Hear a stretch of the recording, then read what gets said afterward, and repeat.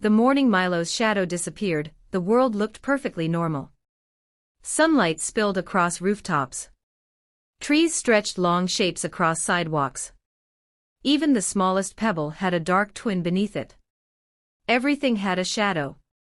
Except Milo. He noticed it when he stepped outside for school. He glanced down casually and froze. The pavement beneath him was empty. He lifted his arm. Nothing moved with him. He spun in a slow circle. Still nothing. At school, it became impossible to ignore.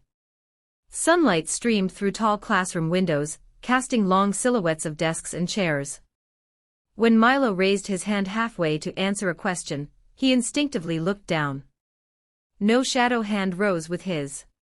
He lowered it quickly. He felt strangely exposed, like something important was missing. That evening, as the sky turned gold and purple, Milo wandered to the park. Long shadows stretched dramatically across the grass. He sat on a bench, staring at the ground. That's when he saw it. Behind a nearby tree, something dark shifted. A shape peeled itself away from the trunk. Flat. Familiar. Perfectly shaped like him. His shadow. But it wasn't attached. It stood upright on its own. "You're supposed to be with me," Milo said. The shadow folded its arms. "I'm tired," it replied, its voice echoing softly like wind through leaves. "Tired of what?" "Copying you. Shrinking when you're afraid. Carrying the parts you pretend aren't there."